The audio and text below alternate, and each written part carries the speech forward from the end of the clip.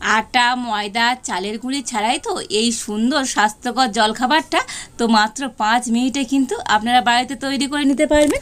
আর দেখুন বন্ধুরা, আজকের এই জলখাবারটা কতটা সুন্দর হয়েছে। আর দেখুন ভিতর থেকেও কিন্তু এটা খুব সুন্দর হয়ে গিয়েছে।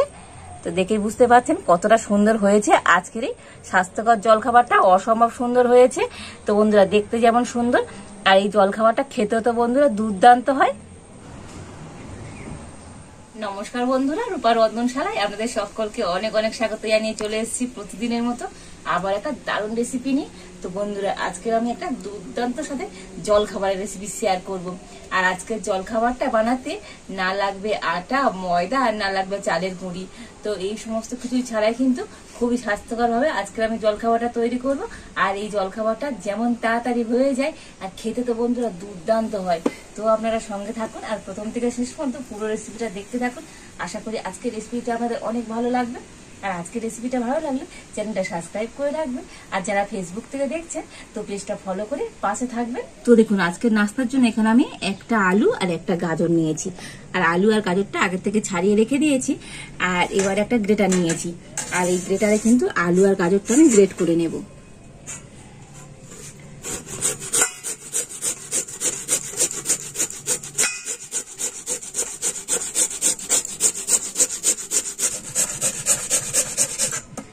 তো আমি একটু জল দিয়ে দিচ্ছি, তা না হলে তো এই আলুগুলো তো গ্রেড হওয়ার পরে কিন্তু একেবারে লাল হয়ে যাবে। তো এই জন্য একটু আমি জল দিয়ে দিই। আর এই জলের মধ্যে কিন্তু আলু আর গাজরটা আমি গ্রেড করে নেব। তো দেখুন, আলুটা তো গ্রেড করে নিয়েছি। আর এখন আমি এই গাজরটাও কিন্তু আলুর সাথে গ্রেড করে নেব।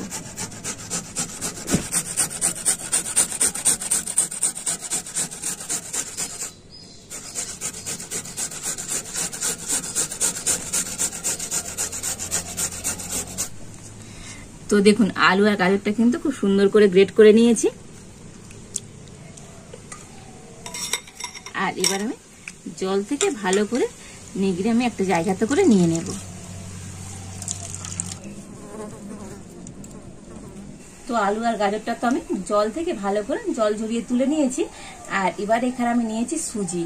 তো আজকের আমি জলখাবারটা সুজি দিয়েই বানাবো। তো এখানে আমি 1 বাটি সুজি নিয়েছি আর নিয়েছি একটা মিক্সি জার।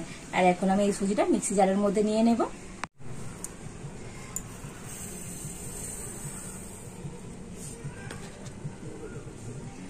আর দিয়ে দেবো ওই একই বাটির মাপ করে হাফ বাটির টক দই। আর টক দইয়ের বাটিটা ধুয়ে একটুখানি আমি জল দিয়ে দিচ্ছি। তো খুব বেশি কিন্তু জল দেবেন না, অল্প করে একটু জল দিলেই হবে। আর এবার আমি সুজিটা কিন্তু খুব ভালো করে পেস্ট করে নিয়ে আসবো। তো দেখুন, দই দিয়ে কিন্তু সুজিটা খুব ভালো করে পেস্ট করে নিয়ে এসেছি। আর এবার আমি একটা জায়গাতে করে নিয়ে নেব।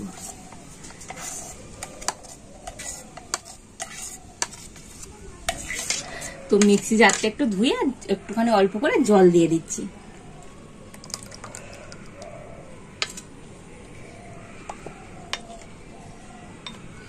আর এখন আমি এই ব্যাটারটা কিন্তু 5 মিনিটের জন্য এবারে ঢাকা দিয়ে রেখে দেব। তো 5 মিনিট পর আমি এই ব্যাটারটা থেকে ঢাকাটা খুলে নিয়েছি। আর এখন আমি এর মধ্যে কয়েকটা উপকরণ দিয়ে দেব।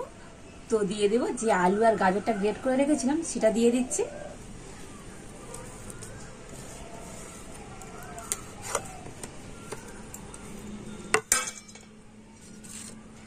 তো দেখুন, এখানে নিয়েছি পেঁয়াজ কাঁচা পাকা লঙ্কা ধনেপাতা টমেটো দিয়ে দেব। তবে সমস্ত কিছু কিন্তু একটু মিহি করে আমি কুচিয়ে নিয়েছি।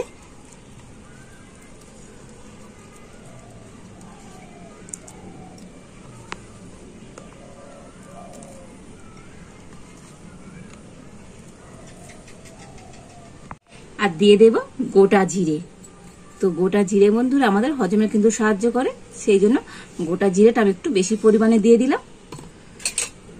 আর দিয়ে দেব পরিমাণ মতো লবণ। তবে আর বেশি কিছু মশলা কিন্তু এর মধ্যে আর দেবো না। তো বন্ধুরা, এই গরমে তো এইরকম একটু হালকা পাতলা জলখাবার হলে কিন্তু মন্দ হয় না। তো এখন আমি সমস্ত কিছু খুব ভালো করে মিশিয়ে নেব।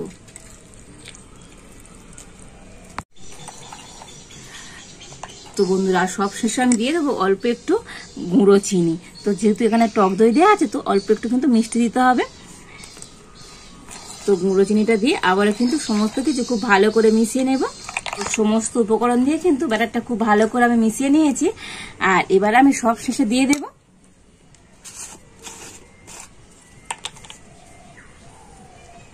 অল্প একটুখানি খাবার সোডা।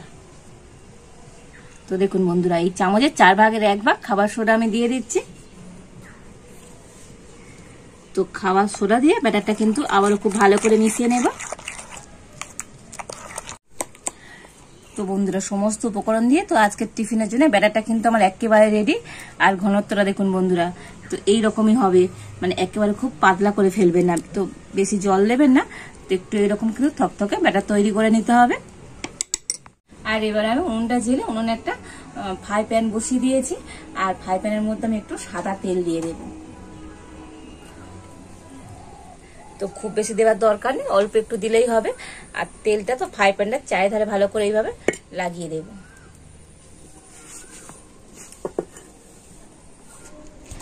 আর এবার আমি যে ব্যাটারটা তৈরি করে রেখেছিলাম, তো ব্যাটারটা আমি ফ্রাই প্যানের মধ্যে দিয়ে দিচ্ছি।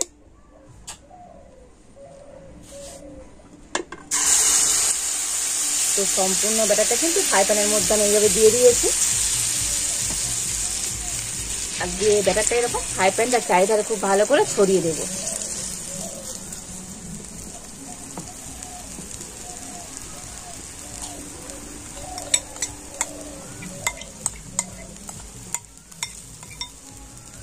আর এবার আমি ফ্রাই প্যানটা ঢাকা দিয়ে দিচ্ছি।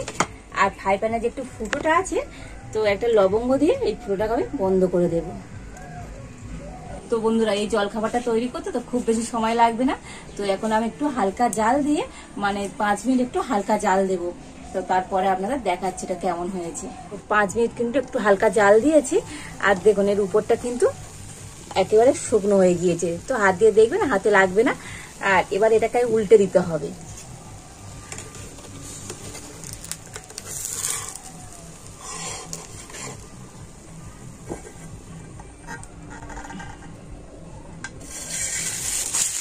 দেখুন এইভাবে করে আমি একটু উল্টে দিয়েছি।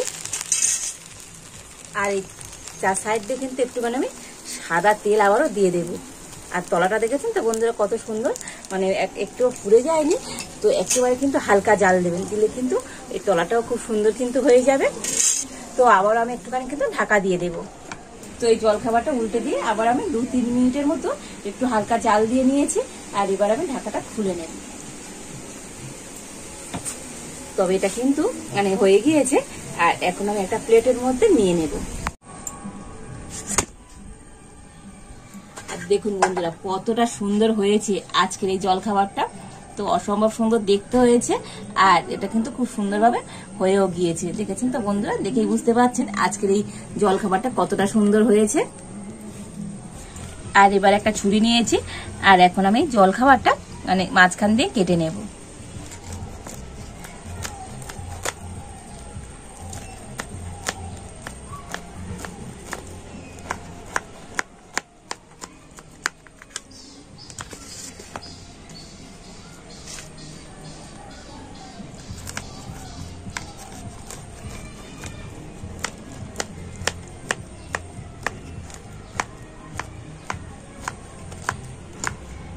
বন্ধুরা, এখন তো খুবই গরম আছে। তো এটাকে আমি কিন্তু এইরকম 8 টুকরো করে কেটে নেব।